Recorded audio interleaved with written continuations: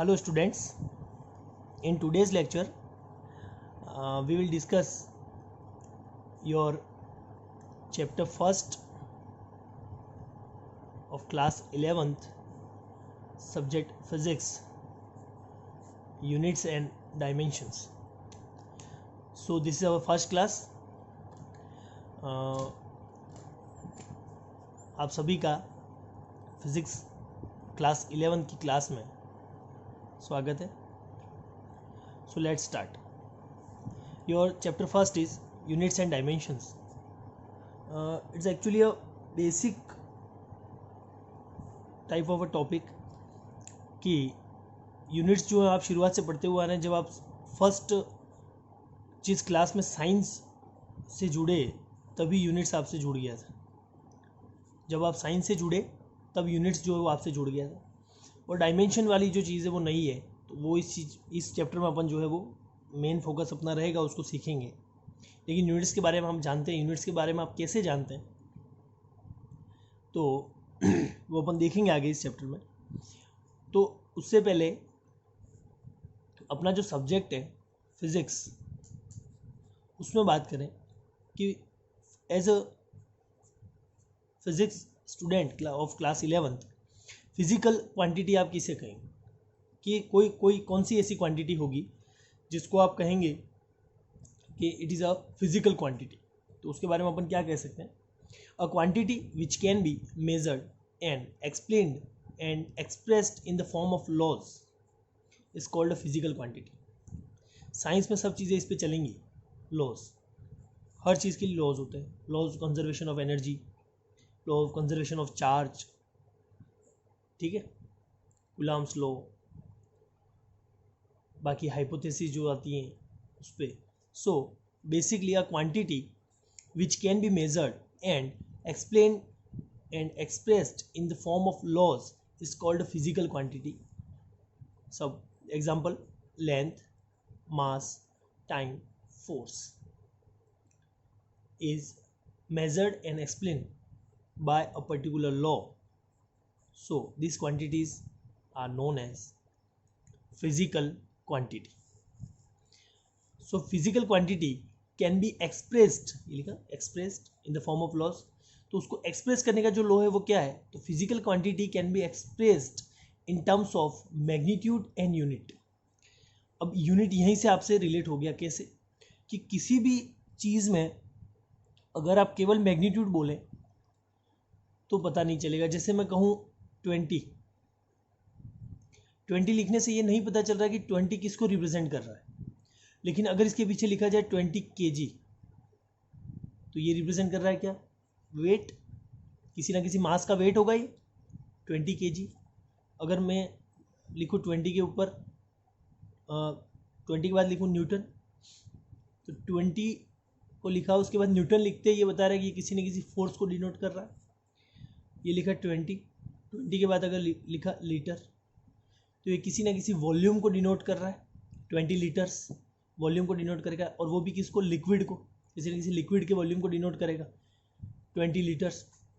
20 Newton force को denote करेगा. 20 kg किसको डिनोट करेगा, वेट को.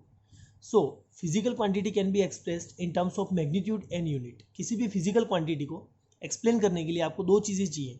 एक तो उसका मैग्नीट्यूड चाहिए, और मैग्नीट्यूड के साथ आपको यूनिट लिखना बहुत ज़रूरी है. इसलिए ये क्लास 11 का जो आपका फर्स्ट चैप्टर जो रखा गया है यूनिट एंड डायमेंशन, वो इसी वजह से रखा गया है कि मैग्नीट्यूड के साथ आपको यूनिट जो है वो मेंशन करना बहुत ज़रूरी है.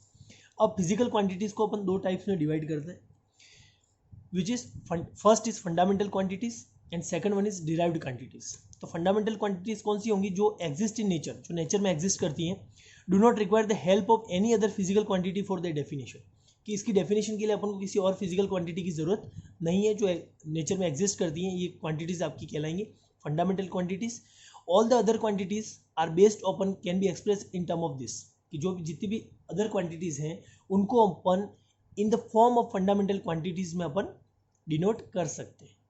और ये डिनोट करना ही अपन इस चैप्टर में जो है वो सीखेंगे आगे. तो एग्जांपल जो इसमें हो जाएंगे वो हो जाएगा लेंथ, मास एंड टाइम.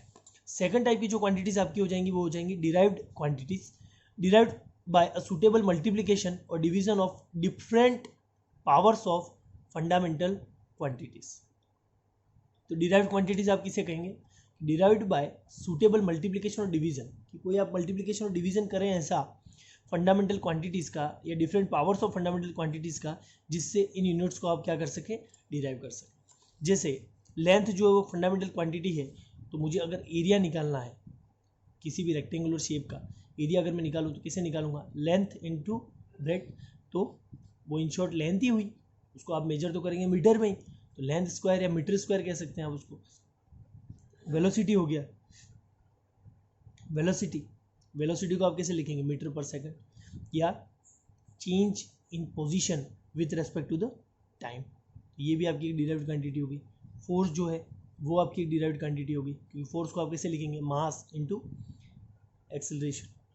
ठीक है, तो दो टाइप की क्वांटिटीज हो जाएंगी हम अपने पास। तो सबसे पहले अपन ने क्या देखा? Physical quantity. तो फिजिकल क्वांटिटी वो होगी जिसको आप मेजर कर सकें, एक्सप्लेन कर सकें इन द फॉर्म ऑफ लॉस, उसको आप फिजिकल क्वांटिटी कहेंगे। फिजिकल क्वांटिटी को आप रिप्रेजेंट करते हैं मैग्नीट्यूड और यूनिट के साथ, यूनिट आपको मेंशन करना जरूरी है। Physical quantity can be divided into two types. First one is fundamental quantities, second one is derived quantities. ये है फंडामेंटल क्वांटिटीज और ये जो है वो सब डिराइव्ड क्वांटिटीज। और भी अपने पास एग्जांपल है, अपन यहाँ पे लिख सकते हैं एक्सेट्रा। ठीक है, अब यूनिट्स को डिनोट करने के कुछ सिस्टम्स होते हैं अपने पास। यूनिट को डिनोट करने के कौन कौन से सिस्टम हैं वो देख लेते हैं। तो फर्स्ट सिस्टम जो है वो कहलाता है सीजीएस सिस्टम। सीजीएस सिस्टम जिसमें लेंथ, मास और टाइम जो कि अपनी फंडामेंटल यूनिट्स हैं, उनको किस किस फॉर्म में लेते हैं वो अपन देख लेते हैं। सीजीएस सिस्टम में अपन लेंथ को लेते हैं सेंटीमीटर में, मास को लेते हैं ग्राम में, टाइम को लेते हैं सेकंड में, इसलिए इसको लिखते हैं सी, जी एंड एस। इसी तरीके से एफपीएस सिस्टम में अपन लेंथ को लेते हैं फुट में, मास को लेते हैं पाउंड में और टाइम को लेते हैं सेकंड में। एमकेएस सिस्टम में अपन लेते हैं लेंथ को मीटर में, मास को किलोग्राम में और टाइम को सेकंड में। टाइम जो है इज इनवेरियंस, टाइम आपका हमेशा किस में रहेगा? सेकंड में ही रहेगा। टाइम जो है आपका वो हमेशा किस में डिनोट होगा? सेकंड में ही डिनोट होगा। मास जो है आपका सीजीएस सिस्टम में ग्राम में होगा, एफपीएस में पाउंड में होगा और एमकेएस में किलोग्राम में होगा। और लेंथ जो है वो सीजीएस में सेंटीमीटर में होगी, एफपीएस में फुट में होगी और एमकेएस में मीटर में होगी। तो ये सिस्टम ऑफ यूनिट्स है। लेकिन अब साइंटिस्ट ने क्या किया कि अलग अलग सिस्टम ऑफ यूनिट अलग अलग कंट्रीज में चल रहे थे।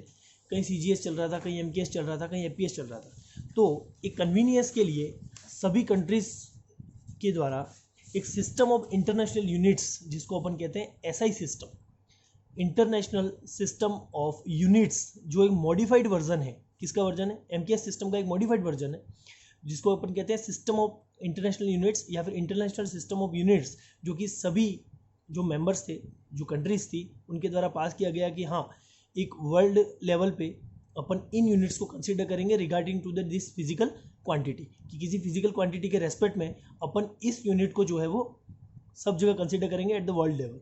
फिर क्षेत्रीय अगर अलग अलग रीजन्स में आप उसको अलग अलग तरीके से मेजर कर सकते हैं। अलग अलग रीजन्स में आप अलग अलग कंट्रीज में, जैसे कहीं अपने यहाँ लेंथ जो है जनरली इंडिया में अपन किलोमीटर्स में मेजर करते हैं कि भाई यहाँ से वहाँ की दूरी किलोमीटर में, जो डिस्टेंस है वो किलोमीटर में मेजर करते हैं। बहुत सारी कंट्रीज में इसको किलोमीटर में मेजर नहीं किया जाता, वहाँ पे इसको माइल में मेजर करते हैं, माइल्स। ठीक है, तो इस तरीके से। लेकिन वर्ल्ड लेवल पे बात करें तो सब कंट्रीज ने डिसाइड किया कि एक सिस्टम रहेगा जिसको अपन कहेंगे इंटरनेशनल सिस्टम ऑफ यूनिट्स, और पर्टिकुलर फिजिकल क्वांटिटी को अपन उस यूनिट से रिप्रेजेंट करेंगे। ठीक है, it is modified version of MKS system. अब इसमें 7 फंडामेंटल क्वांटिटीज़ जो है वो है। इस सिस्टम में 7 फंडामेंटल क्वांटिटीज़ हैं। वो कौन कौन सी है? यहाँ पे एक टेबल मैंने आपके सामने ड्रॉ कर रखा है, जिसमें ये लिखा फिजिकल क्वांटिटी, ये उसका यूनिट हो जाएगा, तो इसका symbol. This are the 7 fundamental quantities which is length, जिसकी यूनिट होगी metre, symbol small M. Mass, जिसकी यूनिट होगी किलोग्राम, केजी। टाइम, जिसकी यूनिट होगी सेकंड, ऐसे रिप्रेजेंट करेंगे। Electric current, ampere, capital A से रिप्रेजेंट करेंगे। टेम्परेचर को अपन लेंगे केल्विन में, जिसकी यूनिट जो है वो केल्विन है और सिंबल उसका के है। अमाउंट ऑफ सब्सटेंस को अपन लेंगे मोल में, सिंबल उसका लिखेंगे मोल, MOL। ल्यूमिनस इंटेंसिटी की यूनिट जो हो जाएगी वो हो जाएगी कैंडेला, उसको रिप्रेजेंट करेंगे CD से। ठीक, तो ये इसके सिंबल्स हैं, ये इसकी यूनिट्स हैं और ये फिजिकल क्वांटिटीज़ हैं 7 फंडामेंटल क्वांटिटीज़। अब ये 7 फंडामेंटल क्वांटिटीज़ जो हैं इसी के बेस पे अपना जो डायमेंशंस लिखा जाएगा वो इसके बेस पे ही लिखा जाएगा। तो आगे अपन जो टॉपिक जो देख रहे हैं वो है डायमेंशंस। सो डायमेंशंस क्या है? तो dimensions power to which fundamental quantities must be raised in order to express the given physical quantity are called its dimensions. जैसे किसी भी फिजिकल क्वांटिटी को मुझे फंडामेंटल क्वांटिटी के टर्म्स में रिप्रेजेंट करना है। किसी भी फिजिकल क्वांटिटी को मुझे क्या करना है? फंडामेंटल क्वांटिटी के टर्म्स में रिप्रेजेंट करना है। तो फंडामेंटल क्वांटिटी के टर्म्स में रिप्रेजेंट करने के लिए मुझे मास, लेंथ और टाइम के टर्म्स में रिप्रेजेंट करना पड़ेगा। तो मास, लेंथ और टाइम के टर्म्स में रिप्रेजेंट करेंगे तो उसकी जो पावर्स आएंगी, जिस पावर्स में वो मास, लेंथ और टाइम आएंगे वही उसकी क्या कहलाएंगी? डायमेंशन कहलाएंगी। जैसे मैंने एक एग्जांपल आपके सामने लिखा हुआ है, एग्जांपल फोर्स। तो फोर्स की जो डायमेंशन आती है वो होती है m1 L1 T-2। ये कैसे आएगी वो अपन देखेंगे आगे। मैं आपको अभी सॉल्व करके बताऊंगा कि ये कैसे आती है। उससे पहले एक बेसिक डायमेंशन लेके अपन चलते हैं कि बेसिक डायमेंशन लेके शुरू करते हैं। तो सबसे बेसिक जो डायमेंशन होता है वो होता है लेंथ का। लेंथ का जो डायमेंशन है, और लेंथ को अपन मेजर करते हैं जिसका यूनिट होता है मीटर यूनिट होता है। तो इसको अगर अपन m, l और t के फॉर्म में रिप्रेजेंट करना चाहें तो सबसे पहले कैसे रिप्रेजेंट करेंगे? तो लेंथ जो है उसमें मास कहीं भी शो कर रखा है क्या? मास कहीं भी आ रहा है? नहीं आ रहा है। तो मास का जो पावर है वो क्या हो जाएगा? 0। टाइम उसमें कहीं भी आ रहा है? नहीं आ रहा है। तो टाइम का पावर भी क्या हो जाएगा? 0। लेकिन लेंथ का जो पावर है वो हो जाएगा 1। तो m0 L1 T0, this is the dimension of length. अब एरिया की डायमेंशन देखें तो एरिया का डायमेंशन क्या हो जाएगा? Metre into metre. क्यों? अगर एरिया में निकालना चाहूँ किसी भी रेक्टेंगुलर शेप का तो क्या हो जाएगा? L into B. समझे इस चीज़ को कि एरिया किसी भी रेक्टेंगुलर शेप का निकालना चाहें तो क्या हो जाएगा? L into B, length into breadth. तो दोनों को अपन किस में मेजर करेंगे? मीटर में मेजर करेंगे। तो इसका मतलब अब इस पार्ट का जो डायमेंशन है वो होगा m0 L1 T0। इस पार्ट का जो डायमेंशन है वो भी होगा m0 L1 T0। तो बेसिक मैथमेटिक्स लगा के आप कह सकते हैं कि इसका जो डायमेंशन होगा वो हो जाएगा m0 L2 T0। क्योंकि यहाँ पे कहीं मास मेंशन नहीं है, टाइम कहीं मेंशन नहीं है, लेकिन लेंथ जो है वो कितनी टाइम्स आ रही है? 2 टाइम्स आ रही है। तो लेंथ का क्या हो जाएगा? स्क्वायर। तो m0 L2 T0। इसी तरीके से अगर आप मास का डायमेंशन लिखना चाहें तो मास का डायमेंशन क्या लिखेंगे? m1, इसमें लेंथ नहीं है कहीं भी, L0 और T0। ठीक है। इस तरीके से टाइम का डायमेंशन लिखना चाहें तो टाइम का डायमेंशन क्या लिखेंगे? m0 L0 T1। ठीक है। तो एरिया का जो डायमेंशन है आपका वो हो जाएगा m0 L2 T0। एरिया आप निकालें, सर्कल का एरिया निकालें आप। सर्कल का एरिया क्या होता है? सब जानते होंगे, पाई r²। तो उसमें एक चीज़ हमेशा ध्यान रखें, पाई जो है वो तो नंबर है 3.14। ठीक है।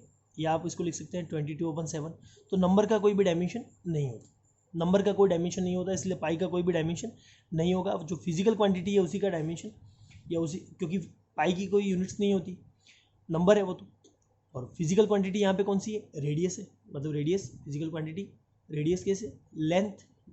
लेंथ है। रेडियस मतलब क्या? लेंथ है। कहाँ से? सेंटर से पेरीमीटर तक बीच की जो कांस्टेंट लेंथ होती है उसी को अपन रेडियस कहते हैं। उसको अपन मेजर करेंगे मीटर में तो क्या हो जाएगी? एक फिजिकल क्वांटिटी हो जाएगी। तो उसका अपन लिख सकते हैं डायमेंशन। पाई का तो कोई डायमेंशन नहीं होता। इसी तरीके से ट्रिग्नोमेट्रिक एंगल्स का कोई डायमेंशन नहीं होता, जिनको अपन थीटा के टर्म्स में लिखते हैं। Sine theta, cos theta, tan theta, cot theta, sec theta, इन सब का भी कोई डायमेंशन नहीं होगा। ठीक है। सो लेंथ का देख लिया, एरिया का देख लिया। वॉल्यूम का डायमेंशन अगर निकालना चाहें तो वॉल्यूम अपन कैसे निकालते हैं? Length into breadth into height. तो तीनों को अपन किस में मेजर करेंगे? Metre and metre. So dimension जो हो जाएगा वो हो जाएगा m0 L3 T0, क्योंकि मीटर जो है 3 टाइम्स आ रहा है तो L3 T0। अब देखें एक बेसिक डायमेंशन, वेलोसिटी को अपन लिखते हैं डिस्प्लेसमेंट अपन टाइम। लिखते हैं डिस्प्लेसमेंट ओपन टाइम। डिस्प्लेसमेंट को अपन मेजर करेंगे मीटर में, क्योंकि डिस्प्लेसमेंट तो एक तरीके से लेंथ ही हो जाएगी, shortest length between initial point and the final point. उसको डिस्प्लेसमेंट कह दिया अपन ने, तो उसको किस में मेजर करेंगे? मीटर में। टाइम को किस में मेजर किया जाता है? सेकंड्स में। तो मीटर का जो डायमेंशन है, अब यहाँ पे देखें कैसे इसको सॉल्व। मीटर का जो डायमेंशन है वो हो जाएगा आपका लेंथ का जो डायमेंशन m0 L1 T0। और इसी तरीके से सेकंड का जो डायमेंशन है वो टाइम है, उसका डायमेंशन हो जाएगा M0 L0 T1। इसको अब इसको इस चीज़ को जब आप ऊपर ले जाएंगे उससे मल्टीप्लाई करेंगे, बेसिक मैथमेटिक्स अगर आप लगाएं तो M0 L1 T-1, ये डायमेंशन हो जाएगा आपका वेलोसिटी का। नेक्स्ट अपन देखते हैं एक्सेलरेशन। एक्सेलरेशन को अपन डिनोट करते हैं change in velocity upon time. तो चेंज इन वेलोसिटी कहें या वेलोसिटी कहें, दोनों की डायमेंशन जो है वो क्या रहेगी, सेम रहेगी। तो ये हो जाएगा M0 L1 T-1 अपन टाइम, इसको मैंने T1 सीधा लिख दिया है, इसको आप ऐसे भी लिख सकते हैं M0 L0 T1, और इसको जब आप ऊपर ले जाएंगे तो बेसिक मैथमेटिक्स से हो जाएगा आपका ये M0 L1 T-2। तो ये these are some examples of dimensions कि आप कैसे किसी फिजिकल क्वांटिटी का डायमेंशन जो है वो M, L और T के टर्म्स में आप एक्सप्रेस कर सकते हैं। अब इसमें डायमेंशन जो है वो मैं कभी किसी को कहता नहीं हूँ कि आप याद करो, मैंने कभी किसी क्लास में नहीं कहा, किसी स्टूडेंट को नहीं कहा कि आप डायमेंशन जो है वो आप याद करो, मेमोराइज करो, रटो, उससे कोई मतलब नहीं है। आपको अगर फिजिकल क्वांटिटी का फॉर्मूला याद है, आपको फिजिकल क्वांटिटी की यूनिट्स याद है, तो आप जो है वो इजीली उसका डायमेंशन फाइंड आउट कर सकते हो। और यही मैं आपको भी रिकमेंड करूँगा कि आप किसी भी डायमेंशन को रटने की कोशिश ना करें, उसका फॉर्मूला या उसकी यूनिट्स जो है वो फाइंड आउट करें, डायमेंशन आप ऑटोमेटिकली कैलकुलेट या फाउंड कर सकते हैं। ठीक है, so this is it for today. If you have any issue regarding this lecture, let me know in the comment section. In the next lecture we are going to discuss the applications of dimension. Next lecture में अपन applications of dimension पे discuss करेंगे कि dimension system या dimension system जो है उसकी क्या applications है, उसकी हेल्प से आप किन किन चीज़ों में इसको यूज़ कर सकते हैं। ठीक, थैंक यू सो मच।